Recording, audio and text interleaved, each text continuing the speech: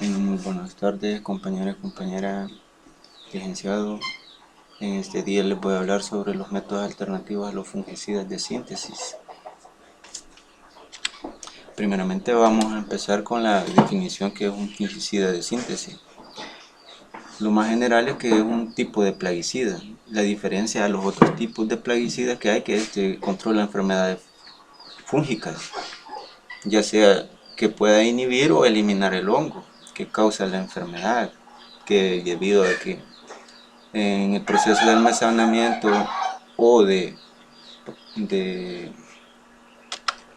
distribución de los productos pueden surgir este tipo de enfermedades y provocarnos pérdidas verdaderamente grandes. Pero bien, ¿de qué se compone un fungicida de síntesis? Tenemos que tiene un ingrediente activo, que es el compuesto que nos ayuda a combatir la enfermedad. Sin embargo, no podemos tener solo el ingrediente activo. ¿Por qué? Porque si tenemos solo el ingrediente activo, entonces deberíamos de utilizar una dosis demasiadamente pequeña, lo cual sería muy difícil para medirla y aplicarla. Por lo tanto, ya viene formulado con los ingredientes inertes, que ya con esto ya viene más disuelto, lo podemos decir. Entonces, al venir de esta forma ya se nos facilita el utilizarlo, el medirlo y el aplicarlo a donde lo queremos utilizar. Ahora, la aplicación de estos tratamientos evita que produzca daños en los frutos durante el periodo de post cosecha. Sabemos que la post cosecha inicia después de la cosecha, es decir, después de haberlo cortado. Entonces, ya después de eso ya viene el transporte, el lavado, la selección y un sinfín de pasos que hay que hacer. Entonces, durante ese tiempo, si no se le da el manejo adecuado, entonces a los días se ven reflejadas las enfermedades, como lo tenemos aquí, que es Penicillium en los cítricos. Es muy común en un cultivo de cítricos ver frutos de esta manera en el suelo, lo que al liberar las esporas nos infecta los demás frutos. Entonces, por lo tanto, es muy necesario tomar medidas en post cosecha. Acá tenemos la famosa antracnosis en la fresa y también la antracnosis en el banano. Enfermedades bastante importantes con respecto a estos frutos. Tenemos los tipos de fungicidas. A mí me pareció importante recordar los tipos de fungicidas y en este caso me voy a referir al modo de aplicación, es decir, tenemos como ejemplo aquí los fungicidas protectores, que estos van sobre la superficie, es decir, se puede aplicar sobre un tanque de flotación o por aspersión, siempre y cuando el fungicida vaya disuelto en el agua. Esto con el fin de que crea la barrera protectora en el fruto y con esta forma los hongos no germinen y no nos causen la enfermedad. Ahora bien, vamos con los fungicidas sintéticos.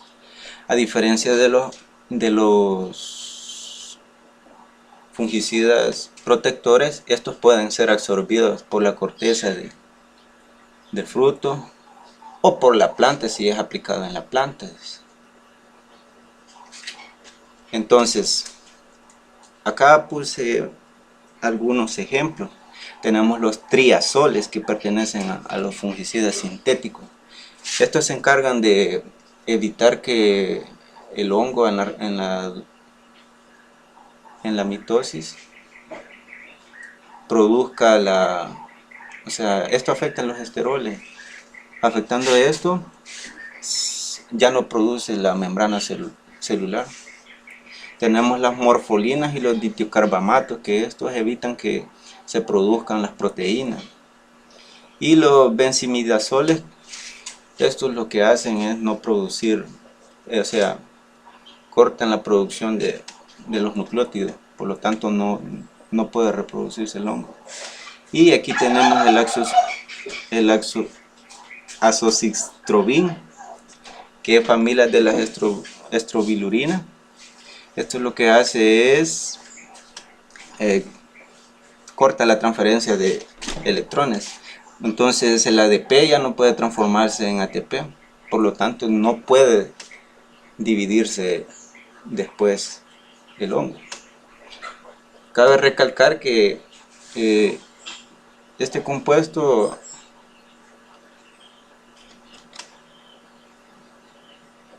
se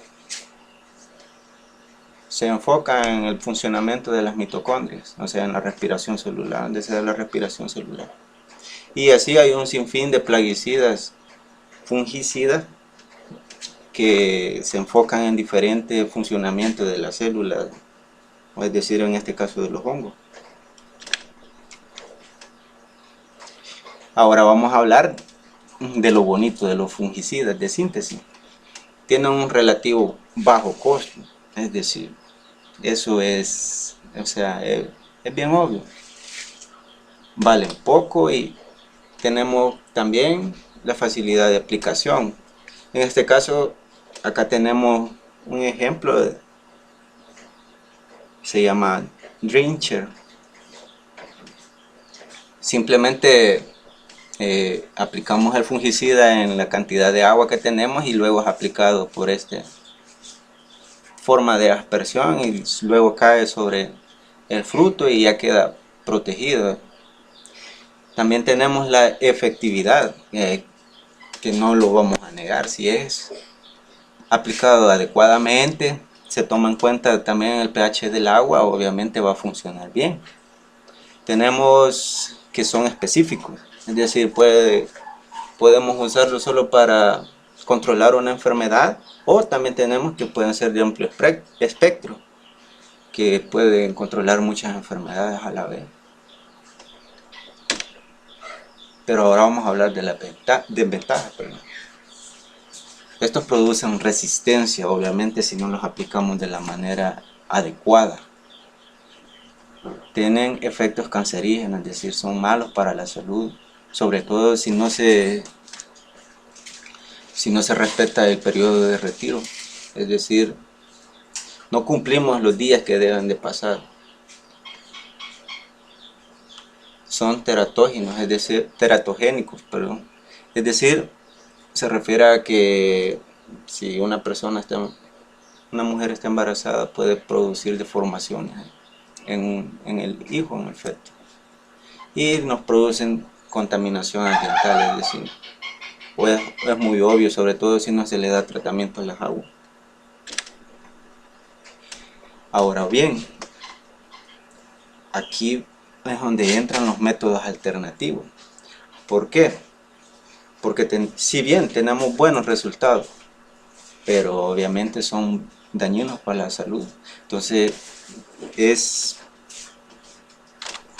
importante buscar una alternativa que sea menos dañina y que cumpla la misma función que un fungicida.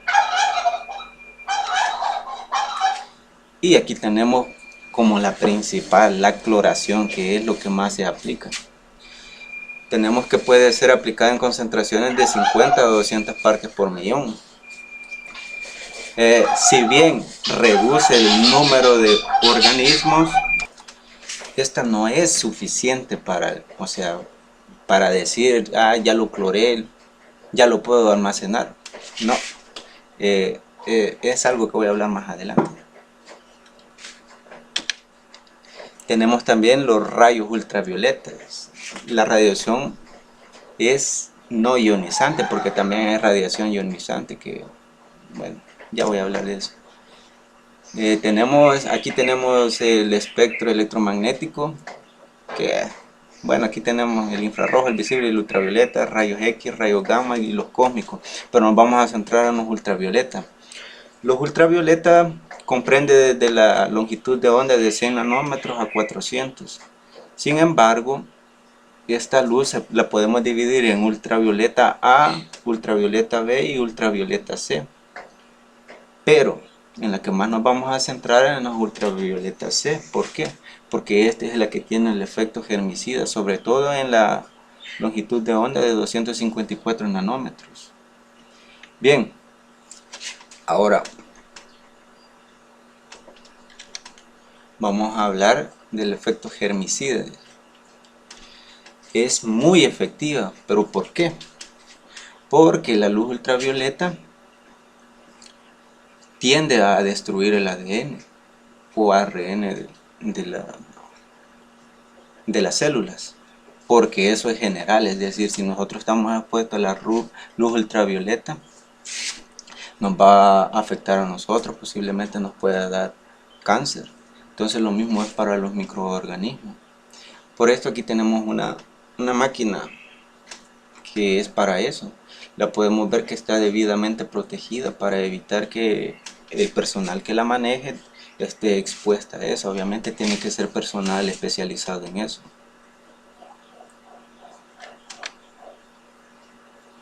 Bien, tenemos las atmósferas modificadas. Pero ¿qué es una atmósfera modificada? Aquí tenemos que incluso la conservación frigorífica, es decir, solo con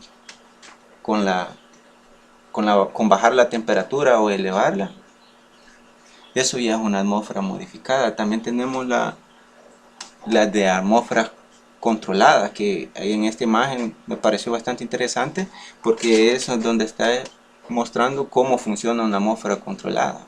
Tenemos el controlador de gas, es decir, un generador de nitrógeno, el filtro de CO2 y el filtro de etileno. Con el filtro de etileno obviamente podemos controlar la maduración de un fruto.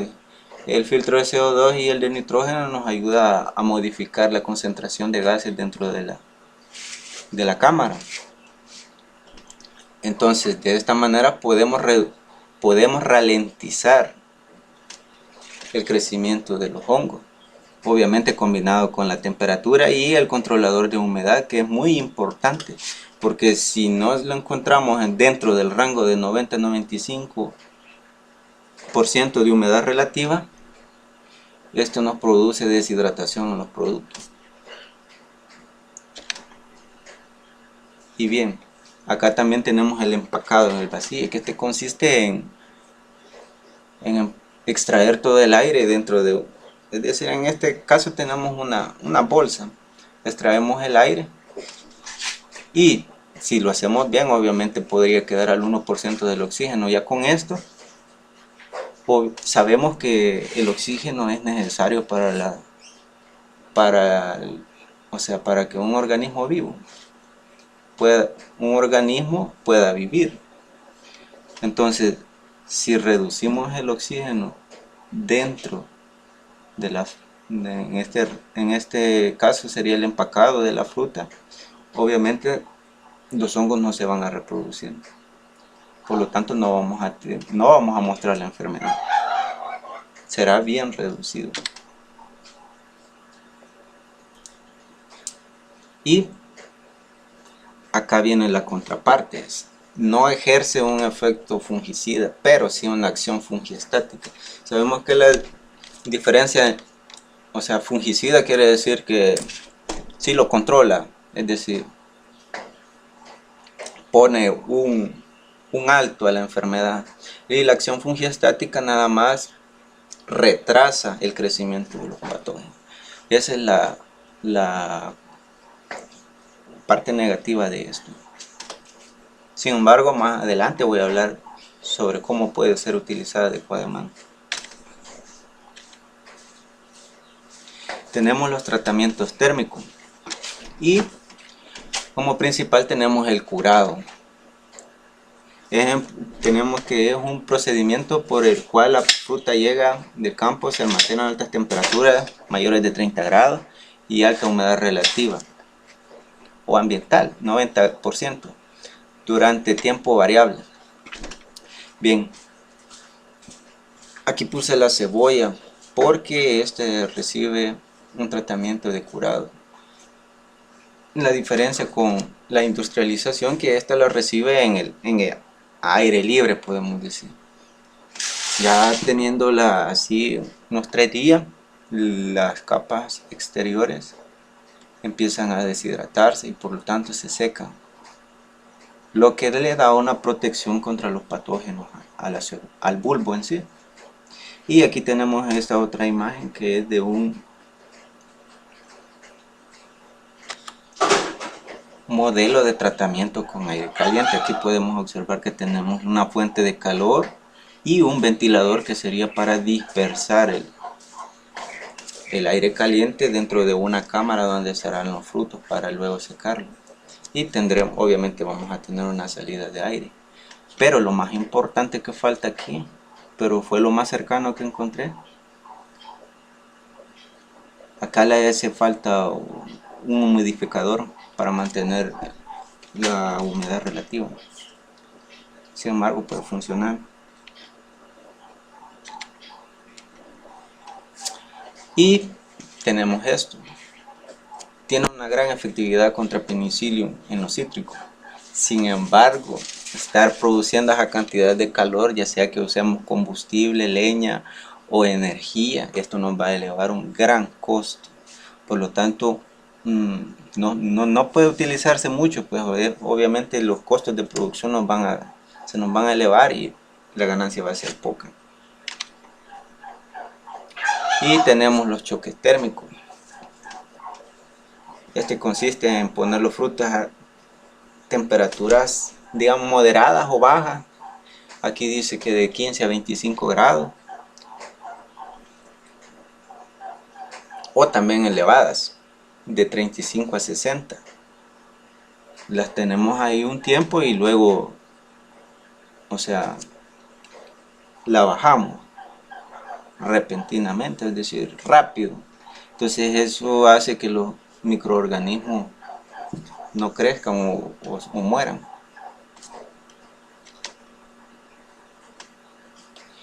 Ahora tenemos el tratamiento con agua caliente. Es decir, que vamos a pasar las frutas por agua que esté comprendida entre 40 y 60 grados. Y esto inhibe numerosos hongos. Pero esto está limitado a que puede producir fitotoxicidad. Y por eso puse esta imagen. La encontré en una página. Decía la descripción que esta mandarina habían sido expuestas a 65 grados centígrados el agua. Por lo tanto recibió quemaduras. Por lo tanto, o sea, hay que tener mucho cuidado con este método. Y otra contraparte tenemos que es la protección residual contra hongo. Es decir, si bien se eliminaron los hongos que tenía la fruta, si lo llevamos a almacenamiento y el almacenamiento no tiene las condiciones adecuadas, entonces obviamente se va a volver a infectar y vamos a tener problemas. Este es el problema del agua, porque solo es en el momento que da la protección. De lo contrario, al terminar el procedimiento ya no.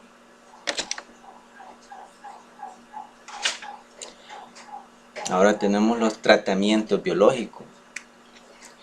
Pero ¿de qué se trata un tratamiento biológico? Es decir, vamos a utilizar una levadura, un hongo o una bacteria que controlen los hongos patógenos. En este caso tenemos la Candida oleófila y la Pseudomonas syringae. Ambos ya tienen un mercado comercial y tienen buenos resultados, pero acá tenemos algo interesante, que es un área incipiente, es decir, apenas está empezando. No hay mucho estudio sobre eso, pero sí, con los que ya se están tratando se tienen buenos resultados. Y tenemos el uso de otros compuestos, como es el carbonato y el bicarbonato de sodio. Estos son aditivos alimentarios, por lo tanto no tienen una restricción para la utilización. Entonces en los estudios se han mostrado efectividad para el control Penicillium digitatum y Penicillium italicum, que es la enfermedad que ataca los cítricos. Y también tenemos la monilinia laxa, que es la que ataca frutos de semilla dura, como es el durazno, el melocotón, entre otros. Pero bien, ¿cómo funciona esto? Normalmente los hongos necesitan un medio ácido para crecer. Entonces, tenemos que el bicarbonato de sodio tiene un pH básico. Entonces, al cambiar el pH de la fruta se sumerge puede ser en un tanque de flotación con la concentración adecuada de bicarbonato o carbonato de sodio. Entonces, al ser sumergida ahí, cambiamos el pH de la parte exterior de la fruta. Entonces, al hacer esto, erradicamos, no al 100%, pero sí una buena parte de los microorganismos.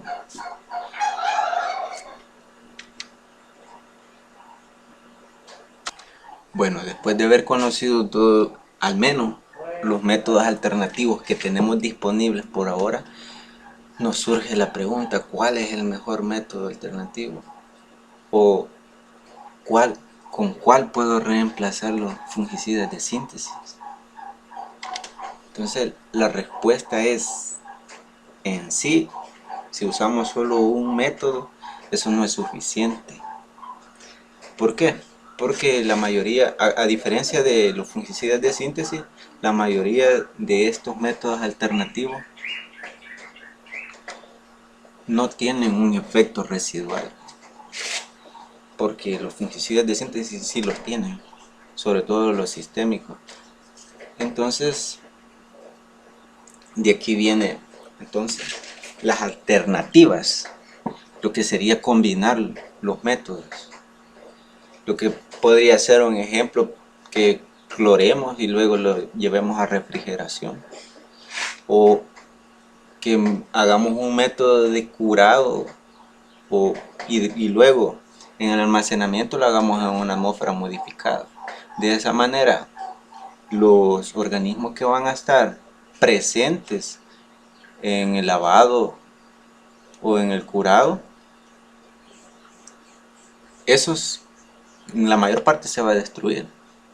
Entonces, ya llevarlo a la refrigeración, lo ponemos en estado de inhibición.